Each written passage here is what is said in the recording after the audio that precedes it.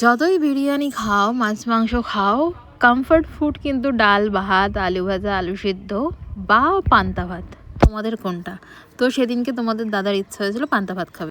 যথারীতি আগের দিনকে আমি পান্তা ভাত করে রেখেছি, বাট এতটা বেশি হয়ে গেছে সেটা 2-3 দিন ধরে খাওয়া যাবে।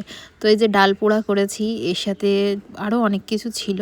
তো আমি ওই বেশি হয়ে যাওয়ার ভয়ে বেশি বেশি করে সেদিনকে খেয়ে নিয়েছিলাম পান্তা দুপুরবেলা। এতটা ভাত নর্মালি আমি খাই না। তো আমি এটাই ভেবেছিলাম যে রাতের ডিনারটা চলো স্কিপ করে দেবো। তোমাদের কার কার পছন্দ পান্তা? গরমের তো এটাই আমাদের ফেভারিট খাবার, কমেন্ট করে জানিও। আর হ্যাঁ, অসময়ে পান্তা ভাত খেয়ে তো প্রচুর ঠান্ডাও লেগে গেছিলো। পরের দিন আমি ভীষণ অসুস্থ ছিলাম।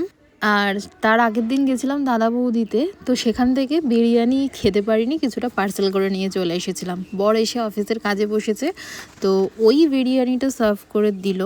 ওই বিরিয়ানিটা পরে খেতে তো পুরো অমৃত লাগছিল, বিশ্বাস করো। ডি বাপি যে এত ভালো হয়ে গেছে, দাদা বৌদি একদম বাজে।